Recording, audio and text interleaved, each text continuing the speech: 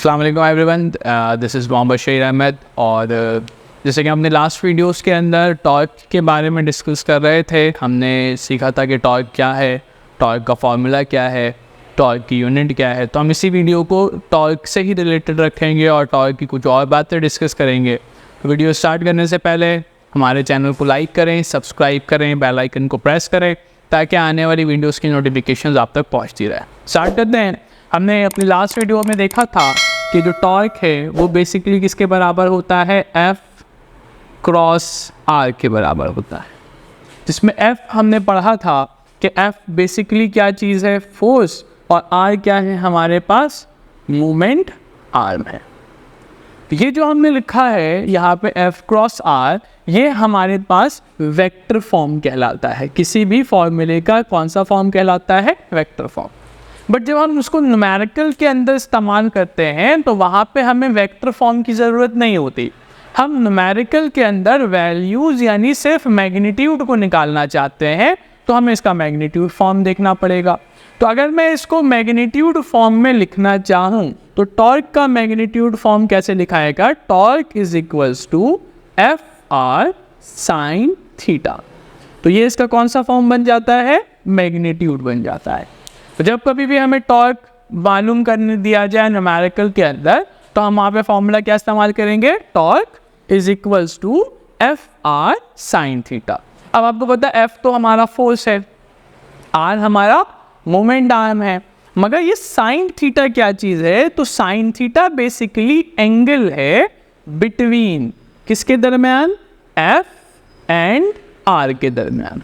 तो फोर्स और moment arm के दरमियान जो एंगल है वो हमारे पास साइन थीटा है। फिर हमारे एक जहन में सवाल आता है कि ये साइन थीटा ही क्यों इस्तेमाल कर लेते हैं। हमने तो ट्रिग्नोमेट्रिक में बहुत सारे फंक्शंस पढ़े हैं, हमने तो कॉस थीटा भी पढ़ा है, हमने तो टेन थीटा भी पढ़ा है, हमने कॉट भी पढ़ा है, कोसेक भी पढ़ा है। तो ये क्रॉस प्रोडक्ट हटाकर हम साइन थीटा का ही क्यों इस्तेमाल कर रहे हैं, ये करते हैं। तो इसकी ज़रा वजाहत समझते हैं। देखिए, मान लेते हैं कि हमारे पास एक रॉड है और रॉड का हमारे पास क्या है, फिक्स पॉइंट। इसको हमने क्या कहते हैं भाई, इस फिक्स पॉइंट को हम कहते हैं एक्सिस ऑफ रोटेशन। इस फिक्स पॉइंट को क्या कहते हैं, एक्सिस ऑफ रोटेशन। और मान लेते हैं इस एक्सिस ऑफ रोटेशन के साथ इस जानिब, इस डायरेक्शन में एक फोर्स लग रही है F। इस डायरेक्शन में एक फोर्स लग रही है, उस फोर्स का नाम हमने दे दिया F। F की कोई भी वैल्यू हो सकती है, F 1 न्यूटन का हो सकता है, F 2 न्यूटन का हो सकता है, F 1000 न्यूटन का हो सकता है। इससे हमें कोई, बस हमने कहा कि एक डायरेक्शन में, सर्टेन डायरेक्शन में फोर्स लग रही है F। मिसाल के तौर पर हम इनको समझते हैं इस तरह से कि हमारे पास ये रॉड है जो फिक्स पॉइंट पे, अगर मैं इस डायरेक्शन में फोर्स लगाऊं, इस डायरेक्शन में, देखिए बिल्कुल वर्टिकल तो नहीं है, बिल्कुल वैसे ही है ना। अगर इस डायरेक्शन में फोर्स लगाएं तो टर्निंग इफेक्ट तो अभी भी जनरेट हो रहा है, इसके अंदर टर्निंग इफेक्ट अभी भी जनरेट हो रहा है।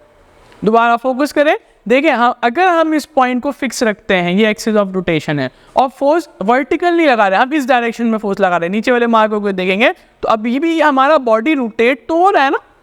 चल, अब यानी इसके अंदर जब इस डायरेक्शन में फोर्स लगेगा तो फोर्स की वजह से बॉडी में रोटेशन यानी टर्निंग इफेक्ट जनरेट होगा। और इसी टर्निंग इफेक्ट को हम क्या कहते हैं, इसी टर्निंग इफेक्ट को अभी हमने पढ़ा है, इसे हम पढ़ते हैं टॉर्क या मोमेंट ऑफ फोर्स। तो हमारा कंसर्न है कि ये तो बात सही है, F क्रॉस R सही है, मगर ये साइन थीटा क्यों आ रहा है, ये हमारा कंसर्न है। तो अब इसमें F तो हमें बता दिया, ये है। R क्या चीज़ होती है, fix point, axis of rotation से अप्लाइड फोर्स तक का जो फासला है इसे हम R कहते हैं, यानी हमारा मोमेंट आर्म। अब अगर हम फोर्स की बात करें तो फोर्स एक तरह का वेक्टर क्वांटिटी। अब अगर इस वेक्टर क्वांटिटी की बात करें तो हर वेक्टर को अगर एक मेरे पास एक वेक्टर है, उस वेक्टर को हम उसके दो कंपोनेंट में रिजॉल्व कर सकते हैं। एक उसका x कंपोनेंट होता है, एक उसका y कंपोनेंट होता है।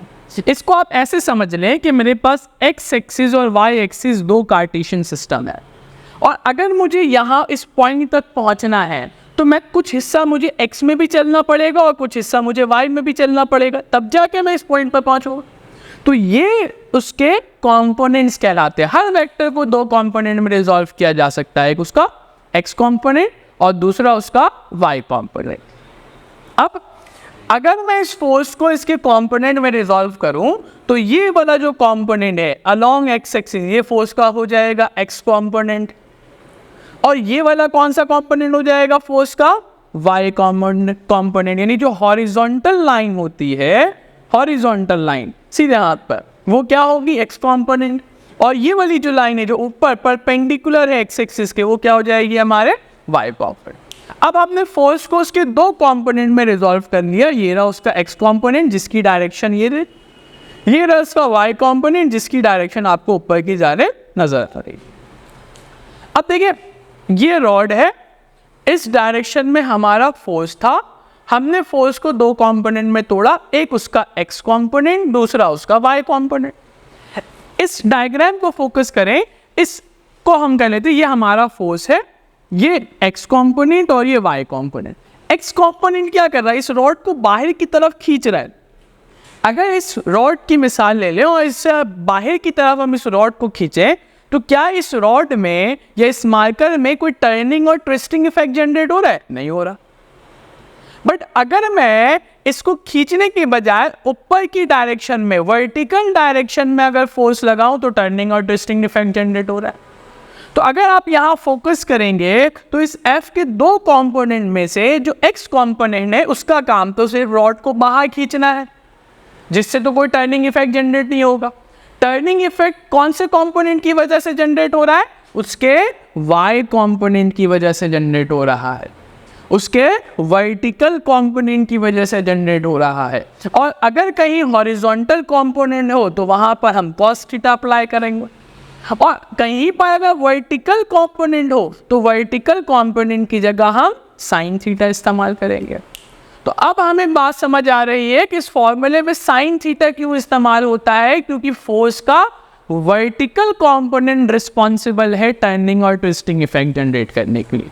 हॉरिजॉन्टल कंपोनेंट तो कुछ नहीं कर रहा, वो तो सिर्फ बाहर की तरफ खींच रहा है। इसमें टर्निंग इफेक्ट लाने के लिए कौन रिस्पॉन्सिबल है? फोर्स का वर्टिकल कंपोनेंट यानी साइन थीटा। इसलिए एफ आर के साथ हम क्या लगाते हैं? Sine theta. इसलिए क्रॉस प्रोडक्ट के साथ क्या आता है?